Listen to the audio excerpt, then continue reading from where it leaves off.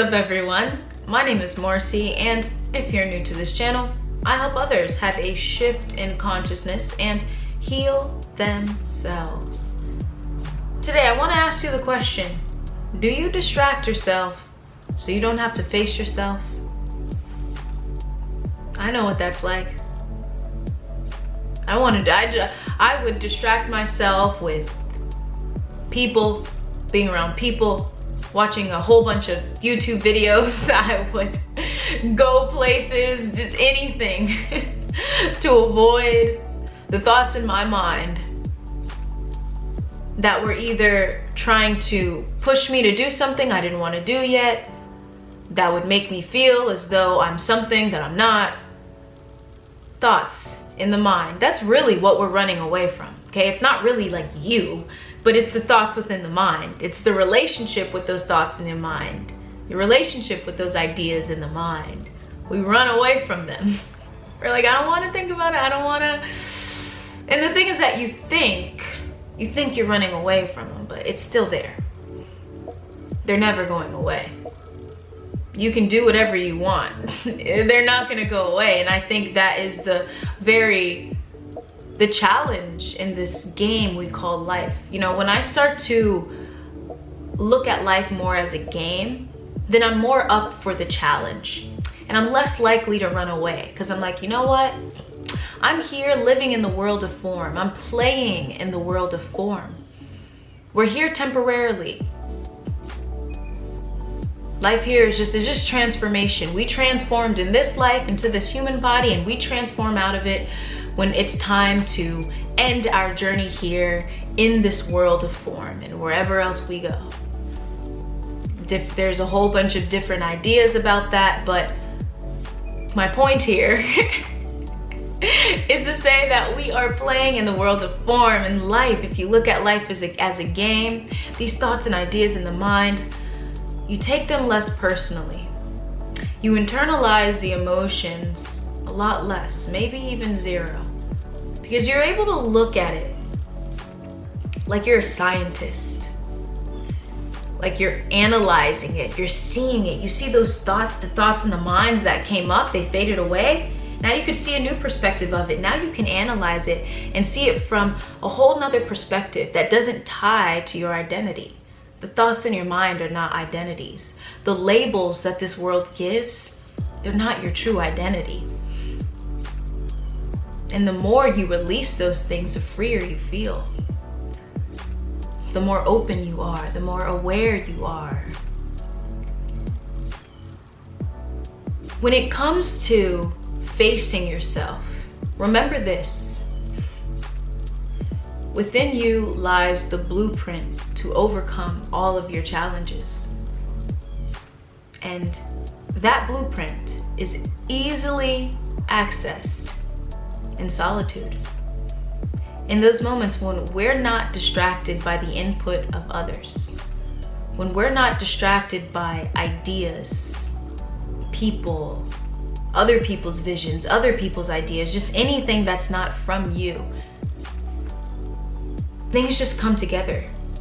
This is why some of our most profound ideas happen in the shower, happen when we're washing dishes, when we're walking, when we're doing the simplest things, when we're not in the mind, but we're present in what we're doing. The simplest things, when we're relaxed, when we're not worried about the outcome. There's no anxiety or overthinking that's trying to predict an outcome in order to feel prepared or in order to feel certain. You're literally just in the moment. You're there, and then boom, insight comes to you. Oh, maybe I should try this. Maybe I should think about this rather than this. Maybe I should focus about A rather than B. I like to not give like specific examples sometimes to allow you to put your own in, and when certain examples come, then I'll share it. But a lot of times I like to be able to give broader ideas so that you can fit your ideas into that.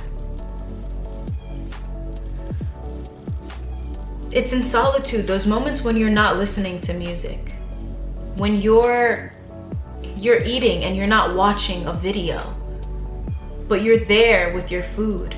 You're exercising and there's no music, there's no song to encourage you to go faster or to encourage you to ignore the pain in the body that you're feeling so that you can do more. Solitude is literally just there, you and your doing and your being. You're there with you. And then all of these thoughts that you attempted to suppress, they arise. And that's at that moment, you can choose how you want to respond. Many times we avoid facing ourselves because of our relationship with an idea, our relationship with a thought, our relationship with a memory from the past. But it's when we choose to look at ourselves in the mirror where we can improve that. No, we can't change the past. No, we can't change the idea, but we can change the perspective about it, our perspective about it. And that's what it really takes to begin to create new habits where it's easier for you to approach this idea of what scares you in solitude. It's very interesting to think about the fact that we're going to be with ourselves for the rest of our lives, and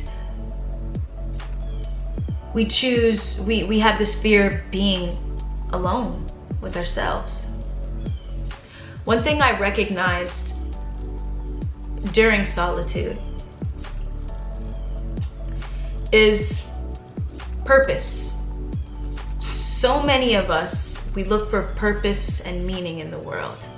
And I think that, sometimes we might run away from our thoughts due to purpose. And in some ways, not saying always, sometimes it's literally just a fear, but I do feel like many times when you are feeling a sense of purpose in the world, it's easier for you to confront these ideas and thoughts. It's easier for you to be willing to have a healthier relationship with these memories, and thoughts and ideas. And this is because there's this sense of openness. There's this sense of knowing that you are meaningful, you are worthy, and you want to transcend the negative vibes that you're feeling. There's two purposes in this world.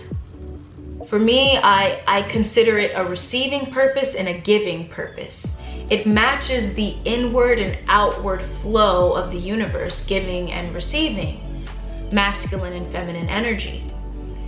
I think when we think about purpose, mainly most of the time it's referred to the giving aspect in the world. What can I do in order to feel meaningful to the world? So for me, that would be sharing spiritual truths, sharing my perspective of spiritual truths, sharing my perspective of reality in order to help others feel a sense of peace and relaxation throughout the world, to help others feel present, knowing that you can consciously manifest, right? That's how I feel right now. That can change. But then there's another aspect of purpose within life and within the world. And that's the receiving aspect. That is what you feel from experiencing the moment that just makes you feel meaningful. That's the receiving aspect where we're still non-reactive. We're observant. That receiving aspect fills you up with energy, with meaning. The simplest things bring you joy. Giving your fullest attention to the moment, it brings you joy.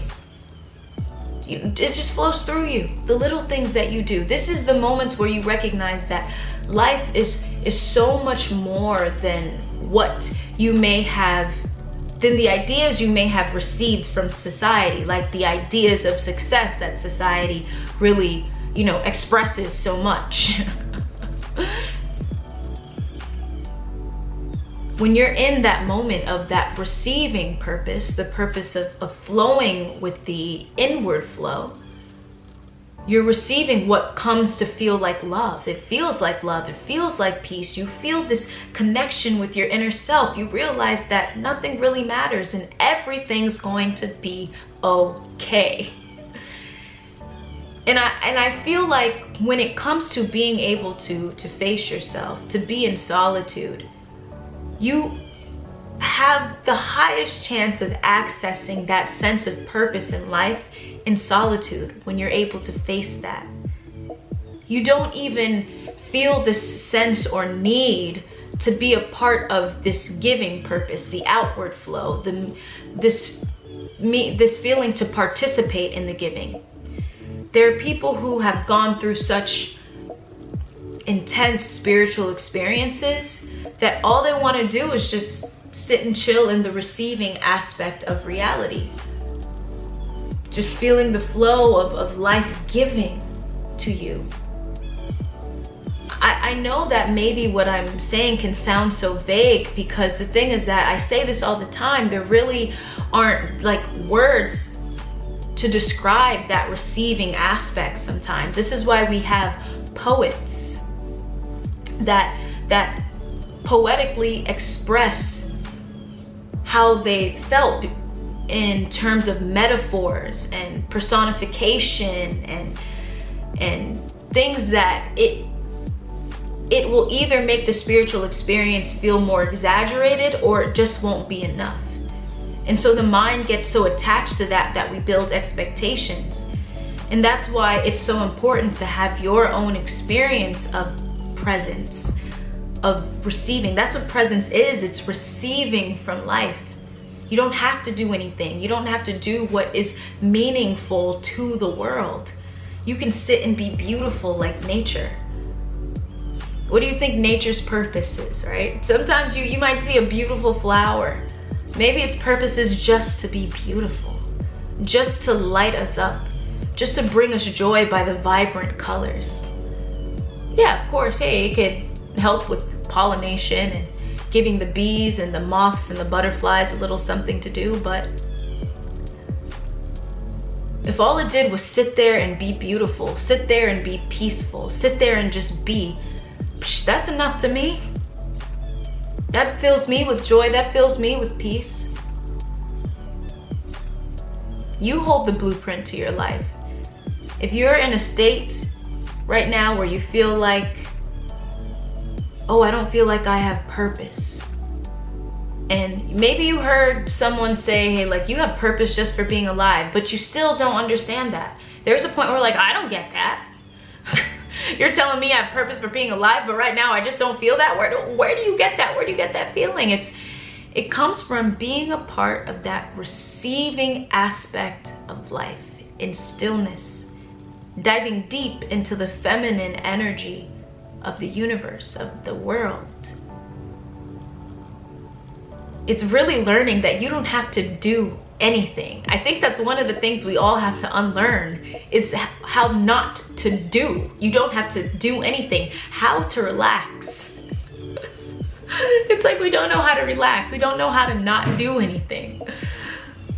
Because the mind, and we're so influenced by needing to do all the time that we miss out on a whole other aspect of life that's there waiting for it to be realized. When you dive into that, facing yourself, looking yourself in the mirror, it's cake.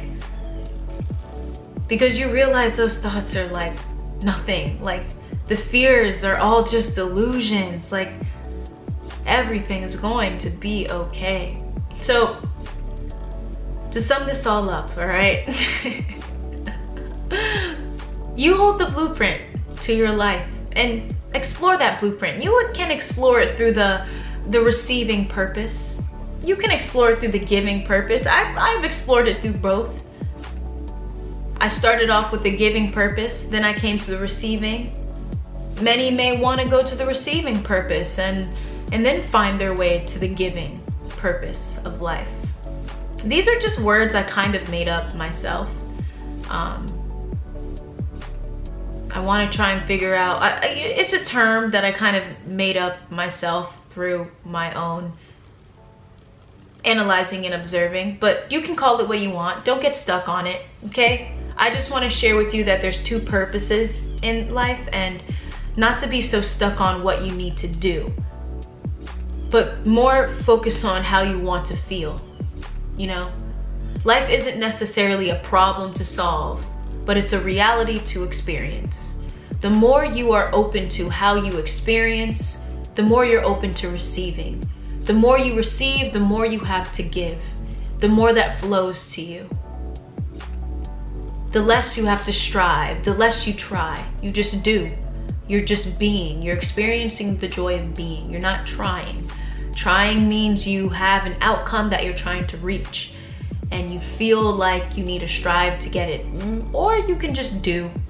Be here in the moment. Just be, just do. Have fun. Live life. Play in the world of form. My name is Morcie. If you enjoyed this video, let me down low in the comments. And do check out my free guided meditation on observing thoughts and emotions fade away, so you give yourself the chance to consciously respond to life instead of unconsciously reacting to life. Until next time, peace.